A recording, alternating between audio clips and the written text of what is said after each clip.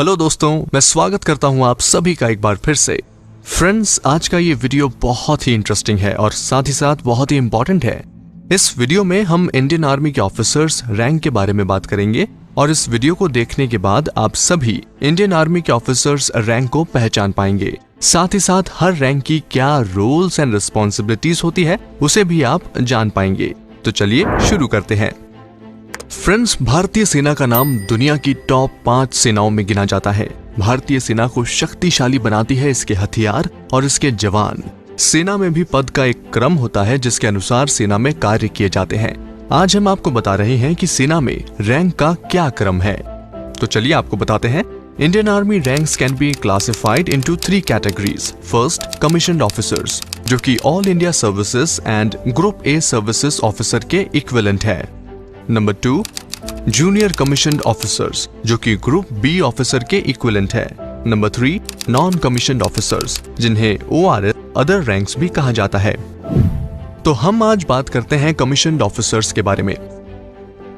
सबसे पहले बात करते हैं लेफ्टिनेंट रैंक की। लेफ्टिनेंट के शोल्डर्स पे 2 5 पॉइंटेड स्टार्स लगे होते हैं। यह भारतीय सेना में शुरुआती कमीशन्ड रैंक होती है। IMA, OTA जैसी एकेडमीज में ट्रेनिंग के बाद जब यंग ऑफिसर्स पास आउट होते हैं तो वो लेफ्टिनेंट ही बनते हैं। इसके बाद उनका प्रमोशन होता है। लेफ्टिनेंट को YO यानी कि यंग ऑफिसर भी बोला जाता है। लेफ्टिनेंट यूनिट में अपनी ट्रेनिंग और लीडरशिप एबिलिटीज को डेवलप करता है और ट्रूप को कैसे लीड करना है ये भी सीखता है। Lieutenant 9th highest commissioned officer rank है। चलिए अब बात करते हैं कैप्टन रैंक की। कैप्टन की यूनिफॉर्म में शोल्डर्स पे 3 5 पॉइंटेड स्टार्स लगे होते हैं। एक कमीशन्ड ऑफिसर 2 साल की सर्विस के बाद लेफ्टिनेंट से कैप्टन बनता है, तो कैप्टन बनने के लिए कम से कम 2 साल की सर्विस होनी चाहिए। कैप्टन बटालियन की कंपनी या किसी यूनिट की बैटरी को लीड करता है जिसमें लगभग 120 सोल्जर्स होते हैं। कैप्टन साथ ही adjutant, quarter master, OP officer, GPO की ड्यूटी भी करता है। वहीं आपको बता दूं, captain 8th highest commissioned officer rank है। चलिए अब जानते हैं मेजर रैंक के बारे में।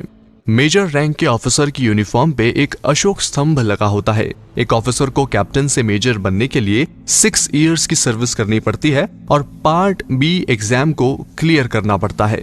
मेजर भी कंपनी या बैटरी को लीड करता है और साथ ही adjutant, quarter master, OP officer, GPO का काम भी करना पड़ सकता है। वहीं मेजर इंडियन आर्मी में 7th highest commissioned officer rank है। अब नजर डालते हैं लेफ्टिनेंट कर्नल रैंक पर। लेफ्टिनेंट कर्नल की यूनिफॉर्म में शोल्डर्स पर अशोक स्तंभ और एक स्टार होता है। लेफ्टिनेंट कर्नल बनने के लिए 13 साल की सेवा करना अनिवार्य होती है। लेफ्टिनेंट कर्नल बटालियन या यूनिट में सेकंड इन कमांड होता है, यानी कि कमांडिंग ऑफिसर की एब्सेंटी या लीव के दौरान बटालियन को लीड करता है और जरूरत पड़ने पर कंपनी को भी लीड करता है।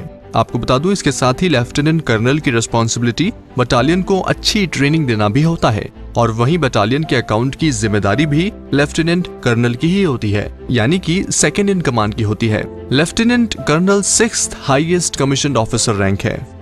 दोस्तों, अभी तक हमने जिन रैंक्स के बारे में बताया ये सभी टाइम स्केल रैंक है, यानी कि एक निश्चित सर्विस के बाद ये रैंक्स मिल जाती है। Subject to clearance of part B and part D exam for major and lieutenant colonel respectively. अब आगे जो हम रैंक्स के बारे में बात करने जा रहे हैं ये सब सिलेक्शन ग्रेड में आते हैं, यानी कि इसका मतलब यह है कि प्रमोशन के लिए उनके डिफरेंट कोर्सेज की ग्रेडिंग और मेरिट और साथ ही साथ ऑफिसर की एनुअल कॉन्फिडेंशियल रिपोर्ट, जिसको ACR भी कहते हैं, इनको कंसिडर किया जाता है। तो अब बात करेंगे कर्नल रैंक की। कर्नल की यूनिफॉर्म पर 2 स्टार और 1 अशोक स्तंभ लगा होता है। कर्नल और इससे ऊपर के रैंक सिलेक्शन ग्रेड में आते हैं। इसके आगे के प्रमोशन को सिलेक्शन के आधार पर किया जाता है। कर्नल बनने के लिए कम से कम 15 इयर्स की कमीशन सर्विस जरूरी होती है। कर्नल एक बटालियन या यूनिट को कमांड करता है और इन्हें CO यानी कमांडिंग ऑफिसर भी कहते हैं। एक बटालियन में 4 राइफल कंपनी होती है जिसमें लगभग 900 कॉम्बैट ट्रूप्स होते हैं। कर्नल बटालियन या यूनिट को 2-3 साल तक कमांड करता है और उसके बाद हायर फॉर्मेशंस में स्टाफ ड्यूटी भी करता है। मोस्टली ये देखा गया है कि officer commission through ND entry get approved for colonel rank in his first chance. यहाँ पे एक बात और आप जरूर समझिए कि जो लेफ्टिनेंट कर्नल किसी वजह से कर्नल रैंक के लिए अप्रूव नहीं हो पाते हैं, वो भी अपनी 26 इयर्स की सर्विस पूरी होने के बाद टाइम स्केल प्रमोशन के तहत कर्नल बन जाते हैं, बट उन्हें बटालियन कमांड करने का मौका नहीं मिल पाता है। वहीं अगर रैंक की बात करें तो colonel 5th highest commissioned officer rank है और कर्नल 54 इयर्स तक सर्विस कर सकता है। चलिए अब बढ़ते हैं आगे और अब हम बात करेंगे ब्रिगेडियर रैंक की। ब्रिगेडियर अपने शोल्डर्स पे नेशनल एम्बलम के साथ 3 5 पॉइंटेड स्टार्स ट्रायंगुलर फॉर्मेशंस में लगाता है। ये एक 1 स्टार रैंक होता है जिसे यूनिफॉर्म के कॉलर पर लगाया जाता है। ब्रिगेडियर भी सिलेक्शन ग्रेड रैंक है। ब्रिगेडियर बनने के लिए कम से कम 26 इयर्स सर्विस मैंडेटरी होती है। ब्रिगेडियर एक ब्रिगेड को कमांड करता है। फॉर एग्जाम्पल, एक इन्फेंट्री ब्रिगेड में लगभग 3000 battle troops with supporting elements होते हैं। एक इन्फेंट्री ब्रिगेड में 3 इन्फेंट्री बटालियंस होती हैं। ब्रिगेड कमांड करने के बाद ब्रिगेडियर हायर फॉर्मेशंस में वेरियस स्टाफ ड्यूटी भी करते हैं। वहीं ब्रिगेडियर 56 इयर्स तक सर्विस कर सकता है। और रैंक की बात करें यहाँ पर तो brigadier 4th highest commissioned officer rank होता है। अब हम बात करेंगे मेजर जनरल रैंक की। मेजर जनरल के शोल्डर्स पे एक 5 पॉइंटेड स्टार के साथ क्रॉस्ड बैटन एंड स्वॉर्ड लगा होता है। मेजर जनरल एक 2 स्टार रैंक होता है जिसे यूनिफॉर्म के कॉलर पर लगाया जाता है। मेजर जनरल भी सिलेक्शन ग्रेड रैंक है। मेजर जनरल्स रैंक में प्रमोट होने के लिए कम से कम 32 इयर्स ऑफ सर्विस रिक्वायरमेंट होती है। मेजर जनरल डिवीजन को कमांड करता है। एक डिवीजन में लगभग 15,000 combat troops and 8,000 supporting elements होते हैं। One division usually consists of 3 to 4 brigade. Major general भी डिवीजन कमांड करने के बाद higher formation like corps command and army headquarters में वेरियस पोस्ट में काम करता है। Major general 3rd highest commissioned officer rank है और मेजर जनरल 58 इयर्स तक सर्विस कर सकता है। चलिए अब जानते हैं लेफ्टिनेंट जनरल रैंक के बारे में। लेफ्टिनेंट जनरल शोल्डर्स पे नेशनल एम्बलम के साथ क्रॉस्ड बैटन एंड स्वॉर्ड लगा होता है। लेफ्टिनेंट जनरल एक 3 स्टार रैंक होता है जिसे यूनिफॉर्म के कॉलर पर लगाया जाता है। लेफ्टिनेंट जनरल का प्रमोशन भी सिलेक्शन से होता है जिसके लिए कम से कम 36 इयर्स की सर्विस जरूरी होती है। वहीं लेफ्टिनेंट जनरल एक कमांड और कोर को कमांड करता है। अभी इंडियन आर्मी में 7 कमांड्स हैं और 14 कोर हैं। कोर में 3 से 4 डिविजन्स होती हैं। वहीं एक और बात मैं आपको बता दूं, lieutenant general can also be appointed as vice chief of army staff. Lieutenant general is 2nd highest commissioned officer rank है और लेफ्टिनेंट जनरल 60 इयर्स तक सर्विस कर सकते हैं। अब हम फाइनली बात करते हैं जनरल रैंक की।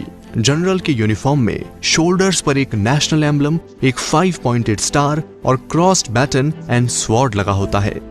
जनरल एक 4 स्टार रैंक होता है जिसे यूनिफॉर्म के कॉलर पे लगाया जाता है। जनरल का कार्यकाल 3 साल तक का होता है या फिर 62 इयर्स की एज तक, इनमें से जो भी पहले हो जाए। ये भारतीय थल सेना की सबसे ऊंची रैंक होती है और इन्हें कमांडर इन चीफ भी कहा जाता है। इन सभी रैंक के अलावा इंडियन आर्मी में एक और रैंक होती है जो कि सेरेमनियल रैंक भी जिसे कहते हैं हम लोग, और वो है फील्ड मार्शल रैंक। वैसे तो थल सेना में सबसे ऊंची रैंक फील्ड मार्शल की होती है। ये पद किसी को सम्मान के रूप में दी जाती है, ये किसी नियमित अधिकारी को नहीं दी जाती है। जैसे अगर किसी अधिकारी ने युद्ध या किसी ऑपरेशन में सर्वोच्च प्रदर्शन किया हो तो उसे ये दी जाती है। आपको यहाँ पे बता दें कि अभी तक ये रैंक सिर्फ 2 अधिकारियों को ही दी गई है, जिसमें एक है फील्ड मार्शल KM करियप्पा और फील्ड मार्शल सैम मानेकशॉ का नाम शामिल है। हालांकि अब ये उपाधि किसी को नहीं दी जाती है। आई होप आपको इस वीडियो से एक इंडियन आर्मी ऑफिसर्स के रैंक्स के बारे में जानकारी मिली होगी। इस वीडियो को आप अपने फ्रेंड्स के साथ शेयर जरूर करें ताकि उन्हें भी इंडियन आर्मी रैंक्स के बारे में जानकारी मिले। I will see you in the next video. जय हिंद।